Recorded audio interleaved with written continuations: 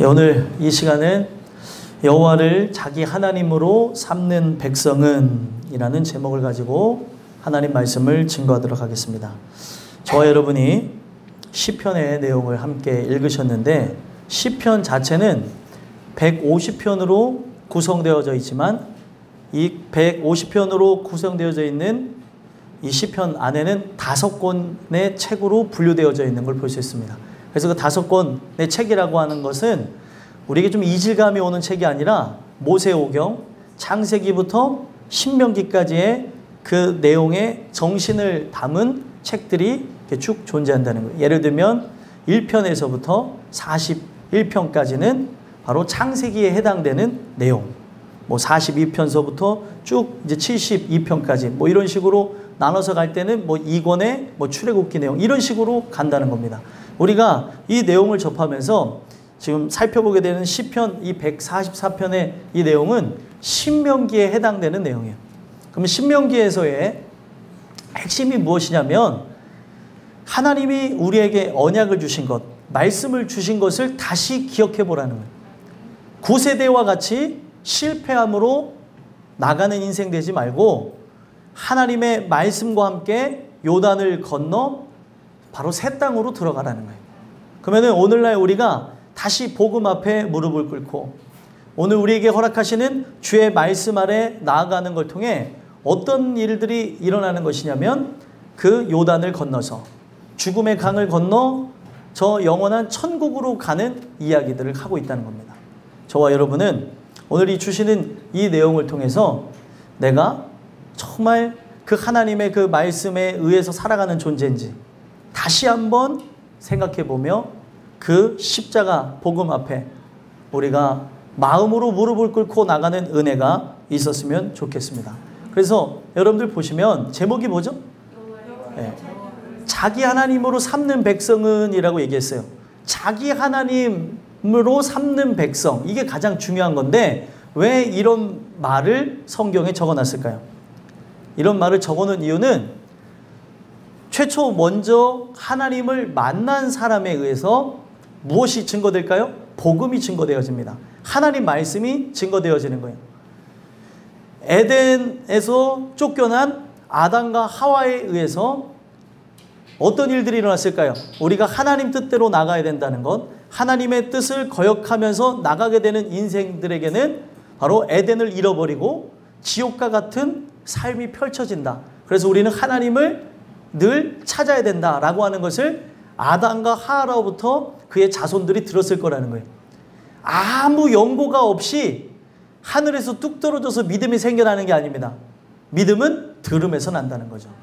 그러면 자기 하나님으로 삼는다는 이야기는 뭐냐면, 여러분들이 다니는 교회, 이 땅끝 교회에 선포되어지는 하나님의 말씀을 통해 그 말씀으로 인하여 원래는 김유선이가 만난 그 하나님을 바로 여러분들의 하나님으로 모시게 되는 거예요. 말씀을 통해 나의 하나님이 되는 겁니다. 근데 여러분 교회 안에 보면 다른 하나님을 섬기는 사람이 존재한다는 거예요. 같은 영을 받아야 되는 거고, 그 같은 영을 받게 되면 같은 말, 같은 뜻, 같은 마음, 같은 곳을 바라보게 된다는 겁니다. 그래서 이 말씀을 들으면서 믿음이 난다 그러잖아요. 이 말씀을 들음으로 제가 만났던 하나님, 이미 여러분들이 만난 하나님, 여러분들의 인생 속에 역사했던 하나님도 같은 하나님입니다. 근데 중요한 거는 이 말씀 속에서만 존재했던 누군가의 하나님이 자기 하나님, 나의 하나님이 되어지는 거라는 거예요. 그리고 지금 이 이야기는 다윗의 이야기잖아요. 다윗의 하나님이 바로 저의 하나님이 되는 거고, 저의 하나님이 되어진 이야기를 여러분들한테 나눌 때 바로 여러분들의 하나님이 되어지는 거라는 거예요. 그래서 중요한 거는 교회를 다니면서 다 자기 하나님을 만나야 돼요. 그래서 다 각자 다른 나만의 하나님을 만나야 된다는 게 아니라 말씀을 통해서 동일한 하나님을 만나야 된다는 거예요. 이게 아니면은 대화를 나누고 그리고 같이 공유하면서 여러 가지를 이야기하다 보면 다른 곳을 바라보게 된다는 거예요. 소망하기는 저와 여러분이 이 주시는 말씀을 통해서 자기 하나님으로 삼는 백성은 15절에 뭐래요? 복이 있다고 얘기합니다. 복이 있는 자라고 한다면 이 성경 속에 역사하시는 하나님이 바로 여러분들의 하나님이 되는 그런 은혜가 있었으면 좋겠습니다. 그래서 여호와를 자기 하나님을 삼는 백성은 어떤 자냐면 복이 있는 백성이다 라고 얘기를 하고 있어요. 시편 1편부터 시작을 하죠. 복 있는 사람은 이미 복이 그의 안에 존재하고 복을 받을 사람, 그 복을 받은 사람에 대한 결과로 나가는 것. 여러분들 복을 받는 것으로 끝나는 것이 아니라 복 받은 사람의 결과가 있어요. 바로 복 받은 사람의 결과는 여호와께서 인정해 주시는 사람, 여호와께서 함께 저 천성에서 함께 살게 되어지는 사람들을 얘기합니다. 오늘 여러분들과 저는 이 주시는 은혜를 통해서 자기 하나님으로 삼는 백성은 복받은 존재인데 그 복받은 존재들에게 어떤 일들이 일어나는가 한번 살펴보셔서 나는 복 있는 사람인가 아니면 복이 아직 없는 사람인가 살펴보셔서 우리 모두가 복 있는 사람으로 하나님을 찬양하며 나가는데 부족함 없게 되기를 간절히 소망합니다. 그래서 오늘 본문을 통해서 세 가지 말씀을 드리고자 하는데요. 첫 번째로 여호와를 자기 하나님으로 삼는 백성은 어떤 백성이라고요? 복 있는 백성, 복 있는 사람으로서 복 있는 사람은 바로 그의 생각, 그의 생각을 셀 수 없음을 알게 되어진다는 거예요. 그의 생각이 누구예요? 하나님의 생각을 셀 수가 없다는 걸 알게 되어지는 거예요. 여러분들 그분의 작은 생각을 우리가 알게 되어질 때 어떤 일들이 일어날 것 같아요? 인간과 하나님은 다른 개체잖아요. 다른 개체인 죽을 수밖에 없는 하나님의 피조물인 또 하나님의 은혜가 아니면 영원히 지옥 갈 수밖에 없는 우리가 하나님의 생각을 알게 되어졌어요. 어떤 일이 일어날 것 같아요? 하나님의 생각이 나에게 들어오게 되어지면 감사가 터져나는 거예요. 그 높으신 분의 생각을 내가 조금은 알게 되어지고 그 생각 자체가 단발성이 아니라 연속성을 갖고 있고 영원성을 갖고 있다는 거예요. 제가 여기 집사님 딱 보니까 제가 얘기했는데 집사님에 대해서 생각을 할 수 있지만 제가 그 생각이 단발성일 때가 있고 영원성은 없어요. 연속성은 가질 때도 있어요. 아이고 우리 집사님 이런 생각을 가질 때가 있지만 이게 영원하진 않습니다. 인간이기 때문에. 시간 안에서 분명히 어떨 때는 다른 생각을 하게 되어지고 그런다는 거예요. 근데 하나님은 여러분들에 대한 생각으로 영원토록 채워 계신 분이라는 거예요. 그래서 본문을 보시면 1절에서부터 4절까지 내용을 보게 되면 다윗이 바로 여호와의 보호와 구원에 대한 감사의 내용으로 하나님께 그런 찬미를 올려드리는 장면이 있는데 여기서 핵심이 무엇이냐면 3절에 이런 얘기를 합니다. 여호와여 사람이 무엇이기에 주께서 그를 알아주시며 인생이 무엇이기에 그를 생각하시나이까. 내가 누구이기에 하나님께서 알아주시냐는 거예요. 우주보다 크신 분이 우주 속에 먼지와 같은 나, 우주 속의 인간은요 이 부피나 아니면 면적 이런 걸 따져봤을 때 너무나 작다는 거예요. 우리가 이렇게 지나가면서 수도 없이 밟아가는 그 모래알과 비교하면 맞을까요? 만약 우리 육체가 하나님이라고 한다면 그 육체가 밟아가는 그 삶 속에서 어느 길을 걷다가 밟게 되어진 하나의 모래알과 같은 게 바로 인간이라는 거예요. 엄청나게 작다는 거죠. 근데 우주를 초월하신 분, 우주를 만드신 분이 계세요. 우주는 인간이 그 크기를 형용할 수가 없습니다. 근데 왜 하나님이 우주를 이렇게 크게 만들었어요? 내가 바로 우주보다 큰 존재라는 거죠. 만유 위에 계신 분, 이 세상 모든 만물 위에 모든 것을 주관하시는 분이라는 걸 가르쳐 줍니다. 근데 그 크신 하나님이 우주 속에 그 역사 속에 사라질 수밖에 없는 나, 기억될 수도 없는 나를 기억하셨으니, 나를 생각했으니 어찌 감사를 안 하겠냐는 거예요. 그리고 하나님이 나에 대한 생각이 셀 수가 있대요, 셀 수가 없대요? 셀 수가 없는 거예요. 찬양 중에 대해서 그의 생각 셀 수 없고 그의 자비 무궁하며, 이게 성경의 기인에서 나온 가사들이에요. 생각을 셀 수 없다는 것은 영원까지 지속되기 때문에 그렇습니다. 우리는 누군가를 생각할 때가 있어요. 그 생각한 걸 가지고 우리는 생색을 낼 때도 있습니다. 내가 얼마만큼 생각하는데 라고 이렇게 얘기할 때가 있죠. 근데 그 생각은 무한한 게 아니잖아요. 그런데도 인간은 우리가 그 생각하는 것을 크게 얘기를 하는데, 하나님은 영원토록 나에 대해서 셀 수 없는 생각을 하시지만 우리에게 생색을 내거나 우리에게 자랑을 하거나 바로 우리에게 어떤 강력한 힘으로 누르질 않는다는 거예요. 인격적으로 우리에게 가르쳐 주시고 알려주시고 깨닫게 하신다는 겁니다. 도대체 내가 누구이기에, 여기서 표현하는 그를 알아주시며 그를 생각하십니까? 여기 하는 그가 누구예요? 다윗이고, 다윗만 얘기하는 게 아니라 바로 저와 여러분들을 상징하는 얘기입니다. 내가 누구이기에, 그가 누구이기에, 우리가 누구이기에 그가 우리를 알아주시며 생각하냐는 거예요. 사람이라고 하는 걸 보면 이 썩어질 존재라고 하는 그 단어의 뜻을 갖고 있고요. 인생이라고 하는 거는 죽을 존재, 없어질 존재, 깨어질 존재라고 하는 뜻을 갖고 있습니다. 인생이라는 자체가 이 원래의 그 의미를 따라 보면은 그렇다는 것이죠. 그런데 깨어지고 쉽게 없어질 우리를 하나님이 기억하시고 생각하신다는 거예요.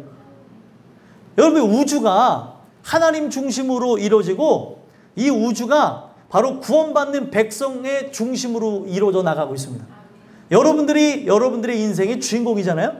그 주인공의 관점에서 보게 되면 여러분들 영화나 드라마 뭐 이런 걸 보면은 참 희한하게 주인공 중심으로 갑니다. 그 주인공을 보면 죽을 것 같은데 안 죽어요. 주인공은. 그래서 어떨 때는 너무 그렇게 만들어 놓으면 영화가 재미가 없어요. 죽을 것 같으면서 안 죽어야 되고, 잡혀갈 것 같으면서 안 잡혀가고, 잡혀간 다음에도 풀어놔야 영화가 대박이 납니다. 근데 막 다 누가 봐도 에이 이거 40분 뒤에 그냥 풀려날 거야. 뭐 40분 뒤에 다 해결돼. 이런 식으로 막 이끌어가면 영화가 재미없잖아요. 마찬가지로 우리 인생 자체가 바로 우리 인생이 바로 하나님 편에서 내가 주인공이라고 할 때 하나님 안에서 나의 중심으로 우주가 움직이고 있는 거예요. 감사하잖아요. 우주가 저 태양이 나를 비춰주는 거지 옆에 사람 비춰주는 거 아니에요? 그런 생각 해보고 사셨어요? 야, 오늘도 해가 나를 보고 빵긋빵긋 웃네. 해가 나를 비치네. 미쳐서 그런 건 아니고요. 네, 정상입니다. 정상인데 해가 나를 향해, 달빛이 나를 향해, 모든 것이 나를 향해서 시간과 공간과 그리고 모든 부분이 나를 향해서 이렇게 가고 있다는 거예요. 왜요? 하나님이 나에 대한 생각이 많기 때문에 오늘도 날씨가 화창한 건 누구 때문이에요? 나 때문이에요. 네? 오늘도 태풍이 왔다가, 예를 들면 태풍이 왔다 태풍이 사라지는 거는 나 때문이에요. 그렇게 생각을 하며 살아가면 감사할 게 한두 가지가 아닌 거예요. 근데 어떤 사람은 딱 봤는데 날씨가 안 좋은 게 이게 뭐예요? 이게 날씨가 이게 에? 이러면서 날씨를 보면서 불평불만하시는 분들 있죠. 그 날씨 또한도 다 이유가 있어서 그런 겁니다. 모든 것은 하나도 우연이 없다는 거예요. 오늘 하나님께서 나는 어떤 존재라요? 4절에 보니까 사람은 헛것 같고 그의 날은 지나가는 그림자 같다는 거예요. 사람은 헛것과 같고 그림자 같은데 그 하나님이 나를 생각해 준다는 거예요. 이 헛것과 같다는 이 내용은 우리가 후 하고 내쉬는 숨하고도 비유를 할 수 있습니다. 그러면은 내가 그냥 하루에도 숨을 몇 번 쉴까요? 뭐 세 번 사람이 없으니까 셀 수가 없겠지만 지금 1초에도 나는 숨을 한 번 이상 쉴 수도 있잖아요. 사람에 따라. 들숨과 날숨을 내가 딱 쉬었을 때 사람의 그 숨 자체가 하나님 편에서는 하나님이 입김을 내쉬면서 사라져가는 인생 자체가 사람하고 똑같다는 거예요. 하면서 사람 자체는 사라져 없어질 인생과 같은 그런 존재인데 하나님이 나를 기억했다는 거예요. 여러분들 10분 전에 숨쉼을 기억하는 사람 있어요? 내가 10분 전에 숨을 쉬었는데 그 숨이 아주 크게 쉬어졌어. 이런 분들은 없습니다. 자연적인 거예요. 사라지는 겁니다. 근데 하나님은 우리를 향하여서 어떻게 보면 사라져 없어질 것 같은, 겨울날에 후 하면서 나오면은 입김처럼 나와져서 사라질 존재 같은 나인데 우주 속에 나는 정말 작은데 나를 기억하신다는 거예요. 근데 그런 하나님인데 우리가 어찌 감사를 안 하겠냐는 거예요. 그의 생각은 태초 이전서부터 시작해서 나라고 하는 존재가 역사 속에 존재하고 그 영원한 삶까지도 그 생각이 지속되어지는데 어찌 감사를 안 하겠냐는 거예요. 그래서 이 1절과 2절에 다윗의 표현을 보면은 1절에 한번 내용 한번 읽어볼까요? 한번 읽어보겠습니다. 시작. 나의 반석이신 여호와를 찬송하리로다. 그가 내 손을 가르쳐 싸우게 하시며 손가락을 가르쳐 전쟁하게 하시는도다. 아멘. 이 내용을 보면 하나님이 싸움을 가르쳤다고 하는 그런 단순한 내용을 얘기하는 게 아닙니다. 무엇을 얘기하는 걸까요? 양떼를 치던 목동이 이제는 하나님의 나라와 의를 위해서 전쟁 가운데 나가는 그런 장수와 왕으로 하나님이 바꾸셨다는 걸 얘기하는 겁니다. 그 어느 누구도 기억하지 않는 가족들에게서도 기억되지 않았던 다윗이었지만 하나님이 그를 기억하셔서 왕의 후보에도 없었으나 하나님께서 왕으로 그를 등극하게 하시면서 이제는 육체적으로는 이스라엘이라고 하는 나라를 위해서 싸우게 하시고 영적으로는 하나님의 나라와 의를 위해서 싸우는 바로 하나님의 군사로 세우신 것을 감사하며 찬양한다는 내용입니다. 이전에는 그런 존재가 아니었는데 이전에는 외로움과 배고픔과 고독을 참으면서 그 들에서 양들과 함께 있어야 될 존재였는데 이제는 그 양들을 치며 얻었던 많은 그런 감성이나 또 많은 그런 하나님의 가르침이나 그런 것들이 어디로 옮겨졌어요? 그 왕이 되어져서 신정통치, 하나님에 의해서 통치하게 되어지는 그런 나라를 세워나갈 때 하나하나 그게 들어갔었다는 거예요. 그의 심정 속에. 오늘 여러분들과 저는요, 사실 세상이 기억지 않는 인물이 돼도 상관없습니다.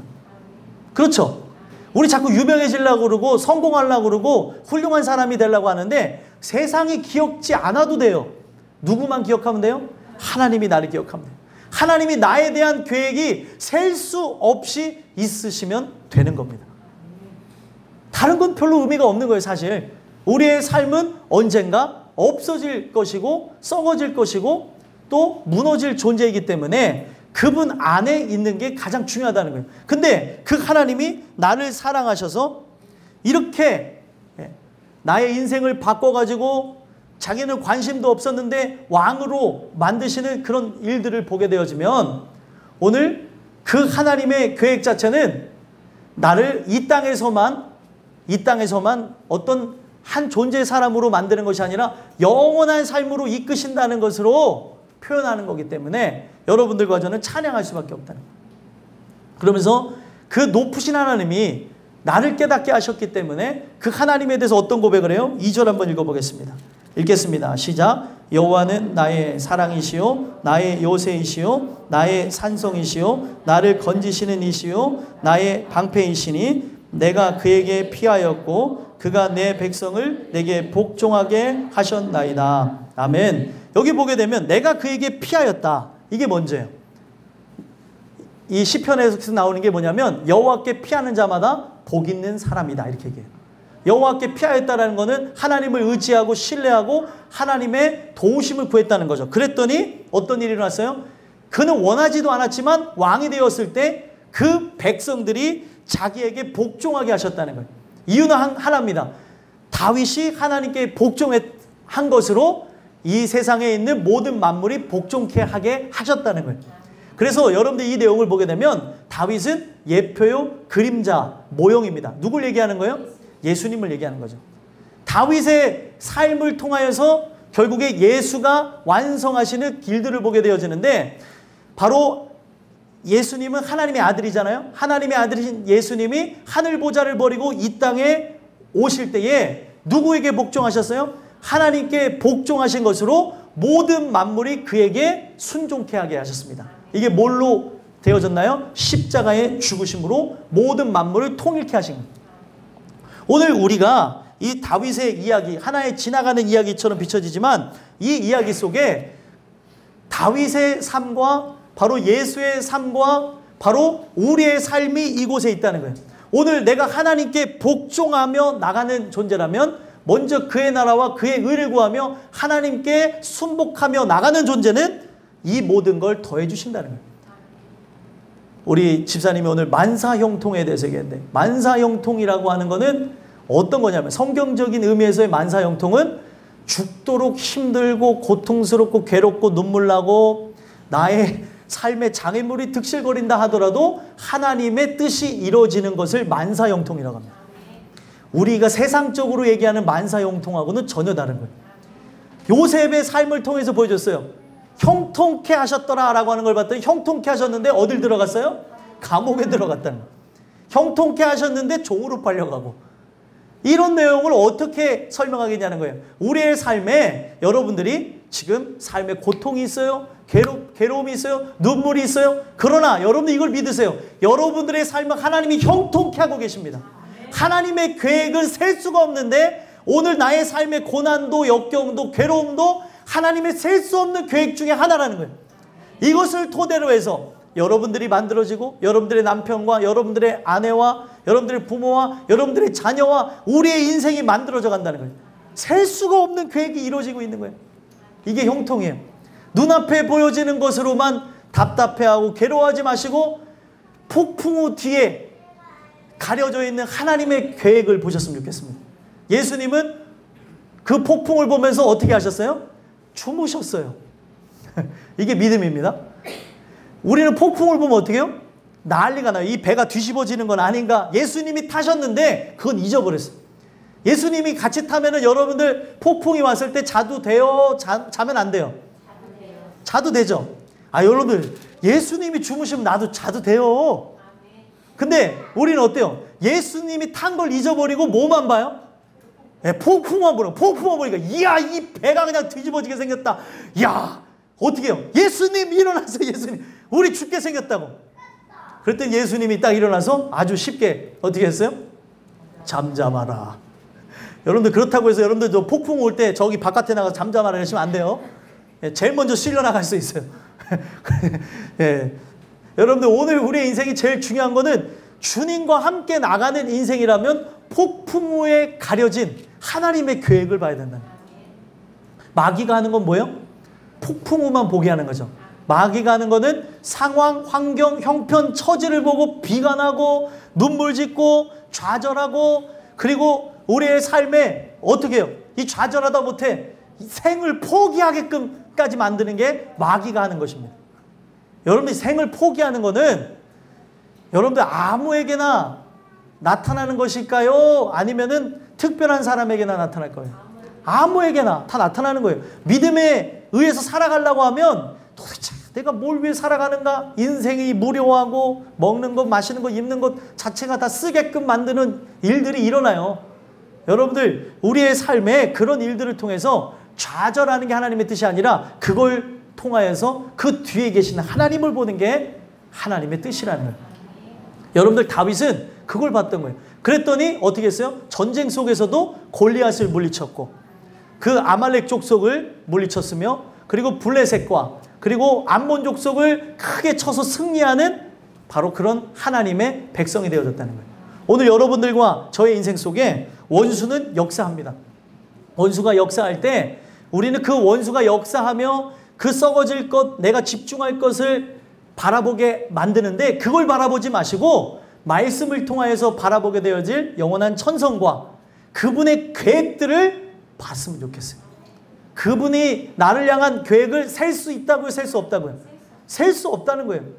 아브라함에게 계속 언급하신 게 뭐예요? 저 하늘에 별을 보라 그랬어요. 바다에 모래알을 보라. 예를 들면 그 모래를 보라는 거예요. 바닥에 있는 모래. 셀 수 있어요? 셀 수 없어요? 그게 자손에 대한 말씀도 맞지만 이게 어떤 걸 얘기하는 거예요?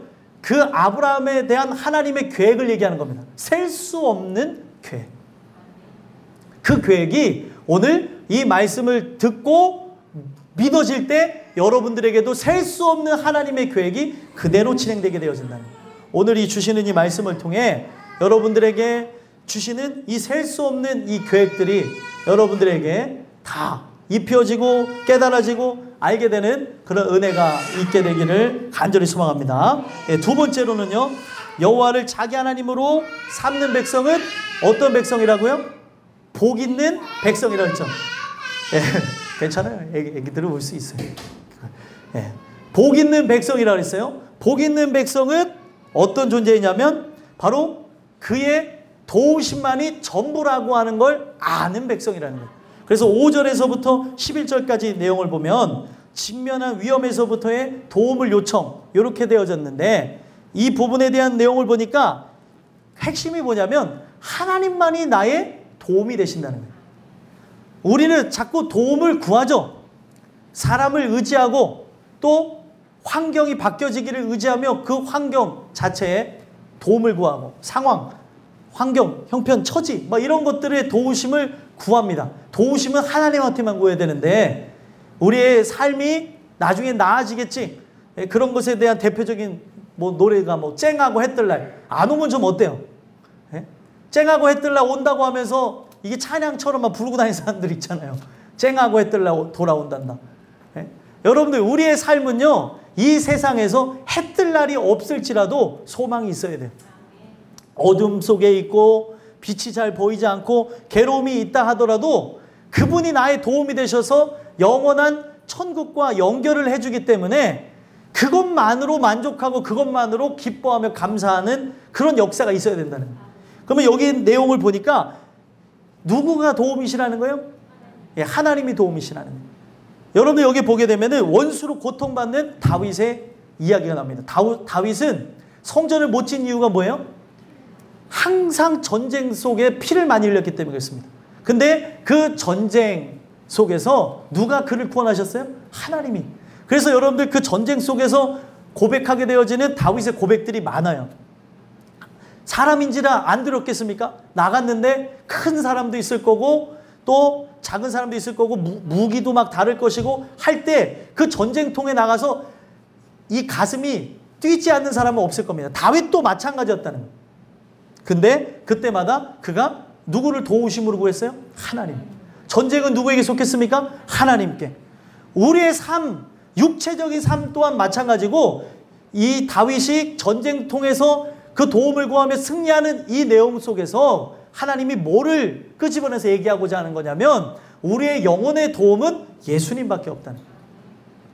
원수로부터 육체로 보여지는 원수, 또 육체 눈안에 보이지 않는 그 영적인 원수를 우리가 어떻게 이기냐는 거예요. 하나님이 도와주셔야 된다는 거예요. 십자가에 그가 달려 죽으심으로 원수의 머리를 부수시고 그 사단의 머리를 부수시고 그 모든 괴계를 다 멸하시는 것을 통해 우리가 살아야 되는 것이지 이거를 내가 싸워서는 이길 수가 없는 거예요. 그가 우리를 위해 싸우시리라. 그가 우리를 위해서 해주셔야 된다는 거예요.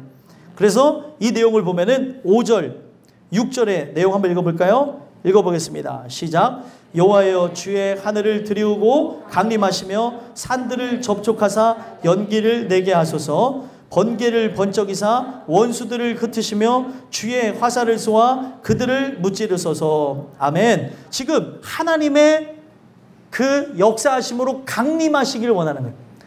이 땅에 내려오셔서 우리를 위해 대신 싸워달라는 거예요.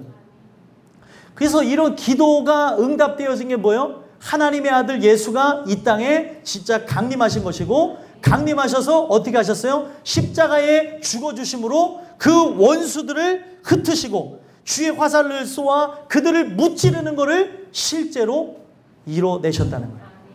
그래서 이 다윗의 기도의 시련은 예수 그리스도의 십자가의 죽으심과 부활하심과 승천하심으로 다 이야기가 되어진 겁니다.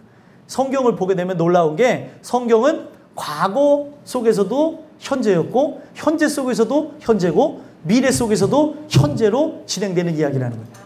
과거 사람들에게는 그때 필요한 말씀이었고 현재 우리에게는 지금 필요한 말씀이고 앞으로 미래 속에 우리도 현재에 필요한 내용으로 역사하실 거라는 거예요. 왜 그런 것 같아요? 이런 거 한번 생각해 보셨나요? 왜 그런 것 같습니까? 하나님은 시간 밖에 계시기 때문에. 시간 안에 계신 것처럼 비춰지지만 시간 밖에서 모든 걸 주관하시기 때문에 그렇습니다. 그러니까 이게 왜 중요하냐면 오늘 시간 밖에 있으니까 시간 안에 있으면 시간을 따라서 움직여요. 그래서 우리가 원하든 원치 않던 세월을 막을 수 있어요? 없어요? 없습니다. 근데 시간 밖에 영혼이라는 곳에 계시니까 그 영원이라고 하는 속에서는 과거, 현재, 미래가 뭐예요? 현재. 존재하지가 않고 시간을 어우르는 거예요. 그 시간 밖에서. 영원에 대한 개념으로. 오늘 그래서 여러분들과 제가 봐야 되는 거는 하나님은 항상 그 시시때때마다 그 사이간자가 그 시간에 나오는 건데 사이에 개입하셔서 어떻게 하세요? 우리를 이끌어 가시고 도와주시고 승리해 주는 분이라는 거예요. 마귀는 어떤 존재예요? 틈을 타고 들어오는 겁니다. 그 틈을 타고 들어와서 여러분들의 생각을 잠식시키고 여러분들의 마음을 잠식시키고 그리고 내가 바라보는 것을 다 잠식시켜요. 똑같이 그 틈을 타고 들어오는 마귀가 역사하듯이 하나님도 나의 인생 사이사이 곳곳에 들어오셔서 이끌어 가시는 분이에요. 그래서 그분이 나를 붙잡아 주시고 깨닫게 하시고 나의 눈을 뜨게 하셔야 잠들지 않게 되는 거고 그 영원한 하나님의 뜻 안에서 그의 도우심을 구하며 영원한 천국으로 나가게 되어진다는 거예요. 오늘 여러분들과 저는 이 다윗은 거기까지 본 거예요. 은혜로. 여러분들과 저는 은혜를 통해서 이루실 그 예수 그리스도의 그 영원한 나라까지 보게 되는 역사가 있었으면 좋겠습니다. 그래서 십자가를 부르짖는 다윗의 모습을 보게 되어지는 거예요. 그래서 7절에도 보시면 한번 읽어볼까요? 읽어보겠습니다. 시작. 위에서부터 주의 손을 펴사 나를 큰 물과 이방인의 손에서 구하여 건지소서. 아멘. 위에서부터 해달라는 거예요. 위에서부터 해달라는 게 뭐예요? 하나님이 결국에 이 다윗의 입 속에서 나왔던 이 고백 또한 태초 전에 이미 작정되어진 거고 그를 감화하셔서 앞으로의 계획이 입에서 쏟아져 나오는 거예요. 그리고 그 쏟아져 나와진 그대로 위에서부터 주의 손을 펴셔서 하나님이 일하신 내용이 뭐예요? 하나님이 이 땅에 와서 직접적으로 손을 펴신 것이 뭐냐면 십자가 사건이라는 거예요. 그래서 십자가 사건으로 나가는 예수의 행적을 보게 되면 어떤 부분들을 얘기하고 있냐면 그의 손을 펴사 그의 손으로 만지시니 그의 손으로 대심해 그 손에 대해서 계속 강조합니다. 이게 어떤 거예요? 하나님이 이 땅에 왔다는 거예요. 이 땅에 와서 진짜 죽을 수밖에 없는 나, 세상이 기억하지도 못하는 나, 어떻게 보면은 우주의 먼지로 사라져도 아무도 기억하지 못하는 나를 위해서 하나님이 사랑이 관건하셔서 이 땅에 오셔 나를 만지시는 거예요. 얼마나 대단한 일이에요. 별로 안 대단하신 거예요. 나에게 왔다니까요. 인구수를 따지면 72억 분의 1입니다. 좀 더 많아졌죠 지금. 72억은 또 옛날 일이라고 그러더라고요. 더 많아졌대요. 그 많은 사람 중에 택하셔서 오늘 말씀으로 터치하시는 거예요. 여러분들이. 말씀으로 임하여 주시는 겁니다. 그걸 만졌다고 얘기하는 거예요. 나의 심령을 만져주셨다는 거예요. 그분의 손길이. 우리 막 그 훌륭한 사람 아니면 높은 사람하고 만지면 어떻게 해요? 손을 안 닦는다고 말이라도 그렇게 하잖아요. 내가 그 손을 만져봤어. 여러분들 말씀을 통해 예수의 손을 만지게 되길 바랍니다. 못 자국난 그 손을 실제로 만지는 게 아니라 말씀을 통해서 만진 것처럼 믿어지는 게 믿음이에요. 근데 오늘날 우리는 뭐예요? 예수의 손을 보여주세요. 예수의 형상을 보여주세요가 아니라 그 말씀이 믿어지게 했어요. 그걸 바꿔 기도해야 되는 거예요. 믿어지게 해달라고 기도해야 된다는 거예요. 보지 않고 믿는 자가 복된 것입니다. 여러분들. 오늘 그 말씀에 의해 하나님이 나를 감화하시고 감동케 하시고 변화시키는 것을 여러분들 보게 되는 은혜가 있어야 된다는 거예요. 그래서 큰 물 이방인 손에서 구하여달라 그러죠. 십자가 사건이 분명히 우리에게는 뭐예요? 과거 사건이죠. 다윗에게는 십자가 사건이 뭐예요? 미래 사건입니다. 미래 사건이지만 어떻게 해요? 도와달라고 하는 걸 통해 현재로 진행해달라는 것이고 그렇죠? 이미 시간 밖에 계신 분 안에는 십자가 사건은 내가 과거에 사는 사람이라면 미래에 이루어질 일이지만 시간 밖에서는 뭐예요? 이미 이루어진 거예요. 그래서 아까 전에 여성교회가 찬양했죠? 처음과 나중이라 그랬죠. 알파와 오메가, 시작과 끝, 처음과 나중. 하나님 안에서는 이미 이루어졌다는 거예요. 여러분 이게 대단한 얘기인데 이게 예? 시간 밖에서도 이미 이루어졌다니까요. 근데 오늘날 우리는 그 역사 속에서 역사 안에 살아가니까 이게 미래로도 되어지고 이게 과거로도 되어지고 그러는데 하나님 안에서는 시간 밖에 계신 분이니까 이미 이루어져 있는 거라는 거예요.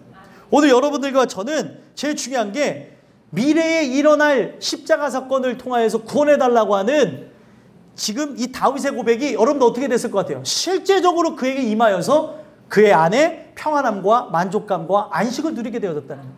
오늘날 마찬가지입니다. 이 십자가 사건은 우리에게는 과거 사건이지만 실제로 우리에게 일어나게 되어지는 이 역사를 통해 저와 여러분이 어떤 일이 일어나는 거예요? 큰 물과 바로 그 이방인의 손에서 구원함을 얻는 역사가 일어났으면 좋겠습니다.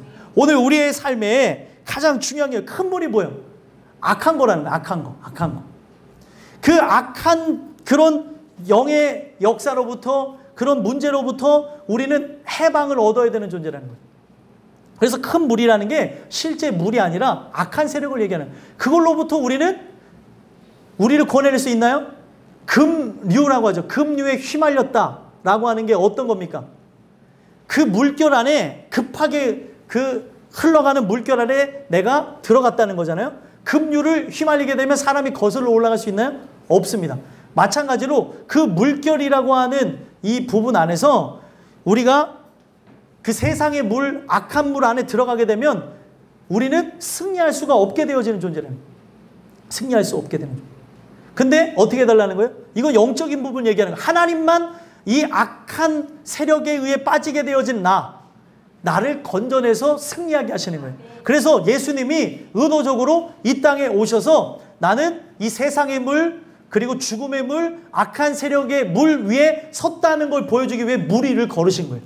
그냥 예수님이 아무 생각 없이 야, 나 능력 있어. 나 봐. 나 물 위를 걸은다 하면서 그런 내용으로 물 위를 걸으신 게 아니라는 거예요. 여러분들 예수님이 하신 이 모든 것들은 특별한 요한복음에는 7가지 표적이 나오지만 예수님이 하신 모든 것들은 표적으로 분리되어야 되는 거예요.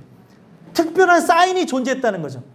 그냥 기적사건이 아니라 이 기적사건을 통해 나를 의지하는 자, 나를 믿는 자는 뭐예요? 베드로가 결국에 물에 빠졌었으나 주님을 의지함으로 물 위에 섰던 것처럼 우리가 죽음 위에 서게 될 것이고 세상 위에 서게 될 것이고 악 위에 서게 될 것임을 얘기하는 거예요. 그래서 우리는 큰 물과 이방인의 손에서 구원하여 달라는 거예요. 그러기 위해서는 뭐예요? 십자가 사건, 죽음을 정복하신 예수님의 역사가 우리에게 임하여지만 살아난다는 거예요. 그 얘기를 하고 있는 거예요. 그러니 이 내용을 우리가 그냥 보게 되면 그냥 큰 물과 이방인의 손에서 건져달라는 내용이구나 라고 생각하겠지만 그런 내용이 아니고 이 내용 안에 이미 어떤 내용이 내포되어져 있는 거예요? 악한 세력으로부터, 죽음의 세력으로부터 나를 건져달라는 거예요. 이 건져달라고 하는 내용이 무엇입니까? 왜 이렇게 고백할까요? 8절 보니까 그들의 입은 거짓을 말하며 그의 오른손은 거짓의 오른손이니라. 이게 다윗이 실제 경험하면서 쓴 내용인데 그 주변 국가들이 오른손으로 맹세를 했어요. 오른손으로 내가 너의 땅에 이제 침범하지 않을게 하고 그들을 어떻게 할까요? 침범하는 거예요. 침략하고 노략하고. 그래서 그들의 입 자체는 거짓을 말하고 그의 오른손은 거짓의 오른손이라는 거예요. 이 오른손이 뜻하는 게 뭐예요? 우리 참 희한한 게 전 세계적으로 이 오른손이 뭘로 통해요? 바른 손으로 통합니다. 진짜로 외국에서도 이걸 바른 손이라고 이야기를 해요. 그래서 이 오른손 안에 어떤 것을 얘기하냐면 이것을 의하고 연결하면서 그 의와 그 하나님의 그 뜻과 연결져서 나가는 걸 볼 수가 있다는 거예요. 그래서 여러분들 보시면 이 오른손, 그 거짓의 오른손이라고 하는 게 어떤 거냐면 그들이 의지하는 잘못되어진 신들을 의미하는 거예요. 그래서 우리는 이 손이 바르게 나아가야 되니까, 의롭게 나가야 되니까 나의 손을 붙잡아 달라고 얘기합니다. 성경에 보게 되면. 그리고 하나님의 어떻게 해요? 크신 팔로 나를 덮어달라고 그러고 또 구원해달라고 그러고 그의 오른손으로 붙잡아 달라고 해요. 오른손이 뭐예요? 바른 손, 의. 옳은 길로 갈 수밖에 없는 그 거짓이 없는 진실의 손. 그 손으로 구원해달라는 거예요. 여러분 세상은 뭐예요? 세상은 나에게 다 주고 노력한 대로. 노력은 우리에게 분명 열매를 준다고 하면서 삶의 경쟁과 그리고 성공과 그리고 삶의 그런 도덕적인 높은 요구를 얘기하겠지만 이게 어떻게 되어지는 거예요? 허상으로 나가는 것으로 죽음으로 나가게 하고 있다는 거예요. 왜 허상이라고 얘기해요? 진짜 같은데? 왜요? 영원한 삶하고 직결하지 못하게끔 만들기 때문에 그렇습니다. 오늘 우리의 삶에 가장 중요한 거는요. 이 거짓의 오른손은 바로 우상들이 얘기하는 거고 진실의 오른손은 뭐예요? 진리의 오른손은 뭐예요? 십자가 사건을 통해 나를 구원하시는 이 세상에 없었던 유일한 일이라는 거예요. 그것으로 나를 구원해달라는 거예요. 이들은 거짓의 오른손을 외치지만 나는 진실의 오른손을 외친다는 거예요. 하나님 진리의 오른손을 외치니까 내가 그 은혜로 나를 구원해달라는 거죠. 그래서 이 구원하심으로 내가 어떻게 되어지길 원한다고 얘기합니까? 9절에 보니까 새 노래로 노래하며 열줄 비파로 주를 찬양하리이다. 현재적으로 얘기하는 거예요. 구원할 걸 믿고 나중에 찬양하겠다는 게 아니라 구원할 걸 믿고 지금 즉시 찬양합니다. 십자가 사건이 나에게 이루어진 걸 믿고 바뀌어진 존재라는 걸 믿고 새 노래를 부르는 거예요. 새 노래는 신곡이 아닙니다, 여러분들. 이거를 어떤 교회에서 아주 우스꽝스럽게 이걸 번역해갖고 신곡으로 맨날 부르는 걸 보는데 신곡이 아니고요. 원래 의미를 보게 되면 바뀌어진 존재에 의해서 드리는 찬양이라는 거예요. 이건 뭐예요? 십자가 사건을 통해 새로워진 개체가 되어서 드리는 찬양이라는 거죠. 그러면 그 전에 거듭나지 않고 부르는 찬양은 뭐예요? 그냥 노래예요, 노래. 바뀌어진 이후, 거듭난 이후에 부르는 노래는 뭐예요? 찬양입니다. 노래와 찬양은 달라요. 그래서 이 찬양을 여기는 뭐라고 얘기한 거예요? 새 노래라고 합니다. 바뀌어진 노래. 옛날하고 똑같이 나는 노래를 하지만 이제는 어떤 노래요? 새 노래로 하는 거예요. 바뀌어진 존재로서 하나님의 뜻과 하나님의 의와 하나님의 나라를 구하며 나가는 그런 모습으로 나간다는 거예요. 그러니 이걸 왜 그렇게 얘기합니까? 십자가 사건이 결국에 이루어져야 되는 것을 얘기하는 거고 이 이루어진 것으로 우리는 그 하나님을 새로운 개체로 찬양드릴 수 있다는 거예요. 그러면서 10절 11절 보게 되면 계속 얘기한 게 뭐예요? 왕들에게 구원을 베푸신 자시요 그의 종 다윗을 그 해하려는 칼에서 구원하는 자신이다. 이방인의 손에서 나를 구하여 건지소서. 그들의 입은 거짓을 말하며 그 오른손은 거짓의 오른손입니다. 8절에 있는 내용을 다시 반복해서 11절에 얘기를 했죠. 바로 그들은 세상신을 의지하며 자기의 목적과 자기의 뜻을 따라서 진실이 아닌 거짓을 갖고 우리를 다 현혹시키는데 여러분 진짜가 진짜 같지가 않아요. 요즘에는요. 가짜가 더 진짜 같아요. 예? 진짜예요. 가짜가 더 진짜 같다는 거예요. 저희 우리 박 목사님이 애들한테 유니폼을 딱 선물해 줬는데 그 유니폼이 가짜인데 진짜보다 더 진짜 같아요. 진짜예요. 예?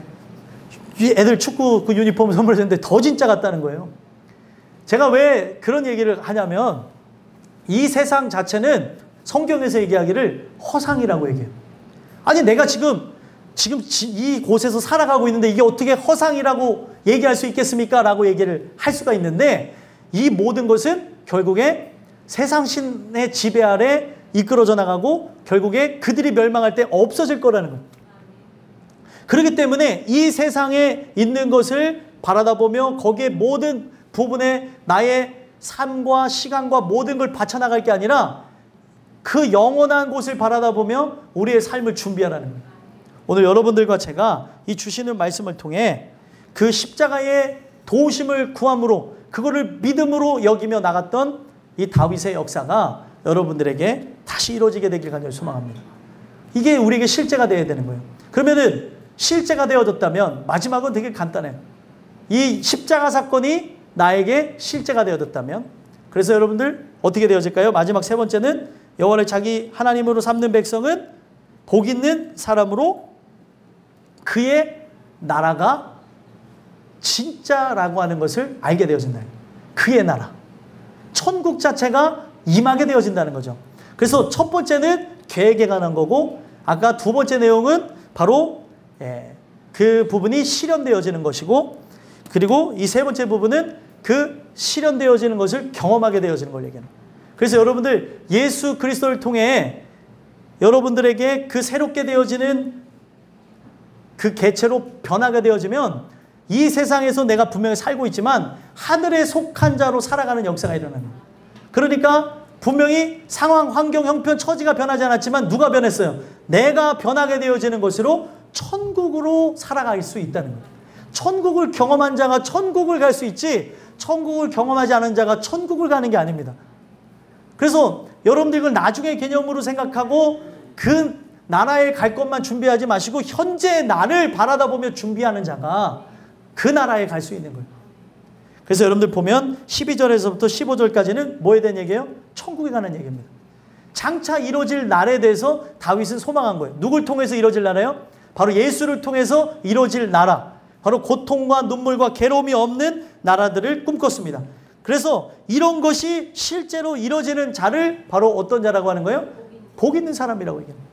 그래서 여러분들 보시면 12절에 아들과 딸에 대해서 나옵니다. 아들들은 어떻게 되어진대요? 장성한 나무들과 같다 그러고, 딸들은 아름답게 다듬은 모퉁이 돌과 같다는 거예요.